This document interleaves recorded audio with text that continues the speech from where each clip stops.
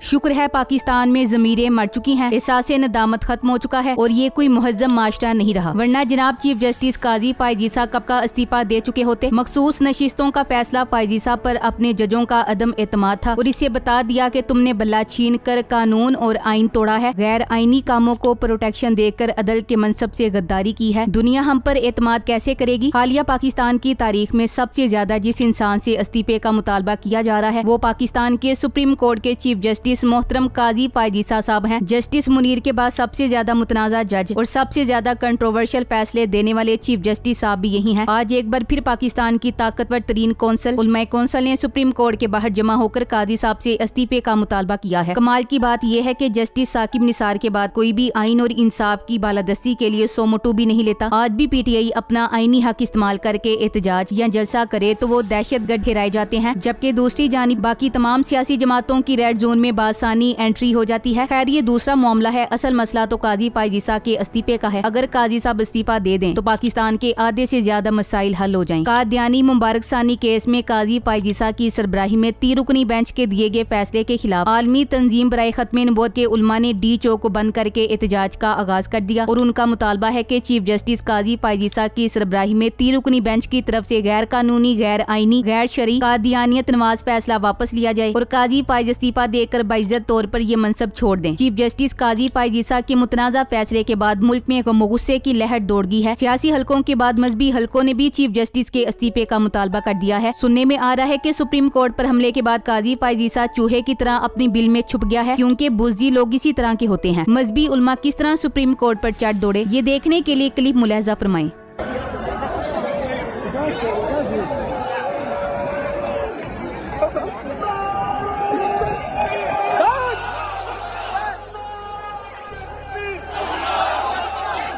काजी फायज़ ईसा पर पहले तहरीक इंसाफ की शक्ल में 90% कौम ने अदम एतमाद किया और अब मुल्क की मजहबी जमातों ने भी अदम एतमाद करते हुए इस्तीफे का मुतालबा कर दिया है। आजम सवाती पीटीआई टॉप लीडरशिप में पहला लीडर है जिसने पाकिस्तान के चीफ जस्टिस काजी फायज़ ईसा के इस्तीफे का मुतालबा किया था। काजी फायज़ अपने फैसलों से जस्टिस मुनीर को भी पीछे छोड़ गया है, जिसके बाद अवाम की मजीद तादाद मुश्तिल होकर रेड जोन में दाखिल हो रही है। तहरीक इंसाफ को भी अपना रुख सुप्रीम कोर्ट चीफ जस्टिस की तरफ कर देना चाहिए और काजी फायज़ ईसा के इस्तीफे के लिए भरपूर तहरीक चलानी चाहिए। इसकी रिटायरमेंट का इंतजार नहीं करना चाहिए, तब तक तो इससे भी ज्यादा तबाही फिर चुकी होगी। तहरीक इंसाफ का पीछे जाना मुल्क का पीछे जाना है। अगर सिस्टम को चलाना है तो अवामी नुमाइंदा जमात को बरसरे इक्तिदार लाना होगा, जो कि काजी के होते हुए मुमकिन नहीं। जिस दिन ट्राइब्यूनल्स जो साबिक chief justice Lahore high court Malik Shahzad ने बनाए थे उन्होंने काम शुरू कर दिया तो ये पूरा सिस्टम कोलैप्स कर जाएगा। फिलहाल तो काजी फायज़ ईसा नून लीग को सीटें मैनेज करके दे रहे हैं और काजी इसीलिए सीटें मैनेज करके दे रहा है क्योंकि इसको एक्सटेंशन चाहिए। मजा तो तब आए जब काजी नून लीग को सीटें तो मैनेज कर दे, लेकिन पीडीएम की हुकूमत काजी को एक्सटेंशन ना दे। जब तक काजी और चंद कुव्वतें नून लीग के पीछे हैं, फॉर्म 47 की हुकूमत चलेगी। हुकूमत और काजी दोनों ही इमरान खान के दुश्मन बने हुए हैं और अपना इंतकाम और हसद बुग़्ज़ में पाकिस्तान को तबाह कर रहे हैं। जब तक बदी की कुव्वतों के ममदो मावन असहाबे बावफा अहम ओहदों पर फाइज हैं, मुल्क कौम की कश्ती यूं ही बवर में हिचकोले खाती रहेगी। काजी फायज़ ईसा से पाकिस्तानी कौम को इस्तीफे का मुतालबा करना चाहिए। एक सुप्रीम कोर्ट का जस्टिस किसी एक पार्टी की तरफदारी करने का मजाज नहीं। एक जज अगर ऐसा करता है तो वो किए गए अहद और हलफ के खिलाफ जाता है जो उसने जस्टिस बनते वक्त उठाया था। ऐसे इंसान का एक दिन भी जज की कुर्सी पे बैठने का कोई हक नहीं। काजी फायज़ ईसा किसी लिहाज से भी मुल्क का चीफ जस्टिस बनने का अहल नहीं था। सब वकला और अवाम बाहर आए और सबसे पहले इस बेईमान आदमी के इस्तीफे का मुतालबा करें। पाकिस्तानी लोग चीफ जस्टिस काजी फायज़ ईसा से इज्जत के साथ इस्तीफा देकर घर जाने का मुतालबा करते हैं, वरना स्टूडेंट्स फेडरेशन इनसे इस्तीफा खुद लेगी और ये भाग नहीं सकेंगे। साबिक कमिश्नर रावलपिंडी ने गुमनाम होने से पहले दावा किया था कि चीफ इलेक्शन कमिश्नर और चीफ जस्टिस मुकम्मल तौर पर 8 फरवरी की धांधली में मुलविस हैं। जिस तरह बांग्लादेश के बहादुर अवाम ने गैर कानूनी फैसलों पर बांग्लादेश की सुप्रीम कोर्ट के चीफ जस्टिस के इस्तीफे का मुतालबा किया, वैसे ही पाकिस्तानियों को भी मुतालबा करना चाहिए कि काजी फायज़ ईसा फौरी तौर पर मुस्ताफी हो जाएं। बंगाली तलबा ने पाकिस्तानी काजी फायज़ ईसा जैसे सियासी जस्टिस का प्लान नाकाम बना दिया। बांग्लादेश अवामी लीग के रहनुमा सबीज अहमद वजीद ने एक मुनज़्ज़म मंसूबे के तहत राइटर्स को ये बयान कि शेख हसीना ने इस्तीफा नहीं दिया और वो अभी भी वजीर आज़म है, ये मंसूबा उस वक्त वाज़ेह हो गया जो अदालती बगावत की साजिश का हिस्सा था, जिसमें चीफ जस्टिस और दीगर जज शामिल थे। ताहम मिलिट्री इंटेलिजेंस ने बरवक्त तहरीक के राब्ताकारों को आगाह कर दिया, जिसे तलबा मुजाहरीन ने नाकाम बनाया। मिलिट्री इंटेलिजेंस की बदौलत बांग्लादेश मजीद खूनरेजी से बच गया। अबूरी वजीर आजम डॉक्टर मोहम्मद यूनुस ने रंगपुर में शहीद अबू सईद के घर जाना था और उनके हेलीकॉप्टर की परवाज के दौरान ये मंसूबा था कि सुप्रीम कोर्ट के जज बुरी हुकूमत को गैर कानूनी करार दें। इस साजिश में बाज फौजी अफसरान, छुट्टी पर मौजूद बदउनवान पुलिस और अवामी लीग के रहनुमा भी शामिल थे, जो दारुल हुकूमत में अफरा तफरी का आगाज करना चाहते थे और शेख हसीना को बांग्लादेश वापस लाने की मंसूबाबंदी कर चुके थे। इस मंसूबे पर अमल दरामद के लिए चीफ जस्टिस उबैदुल हसन ने अबूरी हुकूमत से मुशावरत किए बगैर फौरी फुल कोर्ट इजलास बुलाया। ताहम तलबा ने, जिन्हें पहले ही इतला दी गई, मीटिंग शुरू होने से पहले ही उन्होंने कोर्ट का घेराव किया। फौज और मुजाहरीन के दबाव पर चीफ जस्टिस पीछे हट गए और पोश हो गए, जिसके बाइस फुल कोर्ट मीटिंग मंसूख कर दी गई। बाद अज़ां तलबा ने उनकी रिहाइशगाह का घेराव करके उनके फौरी इस्तीफे का मुतालबा किया, जो उन्हें मजबूरन देना पड़ा। यूं चीफ जस्टिस समेत साजिश में मुलविस दीगर जज भी मुस्ताफी करवा दिए गए। इस तरह पाकिस्तानियों ने भी अपने चीफ जस्टिस के इस्तीफे का अब खुलकर मुतालबा करना शुरू कर दिया है। एक आम पाकिस्तानी की डिमांड है, जो एक्सपर्ट लिखता है कि चीफ जस्टिस काजी फायज ईसा से इस्तीफा देने का मुतालबा करता हूँ, साथ ही आर्टिकल 6 लगाने का मुतालबा करता हूँ। मुबारक सानी केस में कादियानी नवाज फैसला देकर आइन की खिलाफवर्जी की है। हमारे मुल्क की कानूनी बुनियाद और बुनियादी अकीदे की हिफाजत के लिए ये बहुत जरूरी है। काजी फायज ईसा पर पूरी कौम अदम एतमाद करती है। ये नाइंसाफ है और दयानतदार नहीं, अपने पेशे का गलत इस्तेमाल कर रहे हैं। वाज़ेह रहे कि ये इमरान अहमद खान नियाजी और पाकिस्तान तहरीक इंसाफ के खिलाफ है। ये चीफ जस्टिस की कुर्सी से इस्तीफा दें या खान साहब के केसी से अपने आप को लग रहा था अलग करें। चीफ जस्टिस काजी फायज ईसा की दिसंबर 2023 से मार्च 2024 तक कारकर्दगी रिपोर्ट हाजिर खिदमत है। परवेज मुशर्रफ को सजा, जुल्फिकार अली भुट्टो रेफरेंस पर अदालती राय, शौकत अजीज सदीकी केस का फैसला, ताहयात ना अहली खत्म करना और जजों की रिटायरमेंट या इस्तीफे के बावजूद काबिल एहतसाब करार देना सुप्रीम कोर्ट के दिसंबर से मार्च तक के काबिल जिक्र फैसले हैं। फायज ईसा ने अपने फैसलों और केसेस के दौरान मुतासिब राय से अपने आप को बुरी तरह बेनकाब किया है। पाकिस्तान की तारीख का बदतरीन चीफ जस्टिस साबित हो चुका है। इसको इस ओहदे से फौरी तौर पर इस्तीफा देना चाहिए। पाकिस्तानी कौम का इस बददियानत जज पर कोई एतबार नहीं। इस पूरे अरसे में काजी फायज ईसा ने इमरान खान से जाती दुश्मनी की वजह से PTI के खिलाफ फैसले दिए और चीफ जस्टिस होने के बावजूद आइनों कानून की तौहीन की, अपने ओहदे का गलत इस्तेमाल किया। चीफ जस्टिस काजी फायज ईसा को फौरी इस्तीफा देना चाहिए। वो इस काबिल नहीं कि इस अहम मनसब पर फाइज रहे। आज कादियानी मुबारक सानी को जमानत देकर और कादियानियों को अपने मजहब की तबलीग की इजाजत देकर इस काजी ने अपनी कब्र खोद ली है। साबित हो गया है कि कादियानियों का असल सहूलतकार कौन है। मुलजिम मुबारक सानी की सुप्रीम कोर्ट से महज 5000 रुपए पर जमानत के बाद नजर सानी केस में पहली ही समाअत मोरखा 26 फरवरी 2024 को चीफ जस्टिस काजी फायज ईसा का मुद्दईयान मुकदमे से तल्ख रवैया, बात बे बात तानाजनी, तज़यीक़ का मेज अंदाज, मोकल को बोलने न देना बहुत कुछ जाहिर कर गया था। पाकिस्तान के सबसे बड़े मुंसिफ मसनदे इंसाफ पर तहकुमाना अंदाज से इस केस में पहले ही दिन से मुसलमानाने पाकिस्तान बिलखसूस उलमा इकराम से रौनक से पेश आते रहे, जबकि कादियानियों के बदनामे जमाना वकील उस्मान करीमुद्दीन को नजर सानी केस की पहली ही समाअत पर समाअत के कुछ ही लम्हात के बाद करीबन 45 मिनट सुना और कादियानी वकील की गुफ्तगू में न मुखिल हुए न उसे लुकमा दिया। जबकि नजर सानी की अपील तो उन्होंने दायर की थी जिनको फैसले पर एतराज था, जबकि उस्मान करीमुद्दीन और उनके मोक्कल मुबारक सानी तो पिछले फैसले में खुल खुला के जमानत और अपने मजहब के लिए रिलीफ ले चुके थे। कादियानी वकील उस्मान करीमुद्दीन की गुफ्तगू के दौरान अदालत में ऐसी खामोशी रखी गई कि सुई गिरे तो आवाज न आए। मुबारक सानी का तारुफ क्या है, क्यों इस मुतनाज़ा बंदे के पीछे पूरी कादियानियत और सुप्रीम कोर्ट खड़ी हुई है, ऐसी नवाजिशें इस मुलजिम पर क्यों की गई। असल में मुलजिम मुबारक सानी कादियानियों के मदारिस का मरकजी मुबल्लिग है। ये कादियानी नौजवान लड़कियों लड़कों की कादियानियत की तबलीग का ट्रेनर है। टेक्निकली इस सारे केस को खराब करने का सुप्रीम कोर्ट के पास ना तो कोई जवाब था ना जवाब है। Thanks for watching. Allah Hafiz.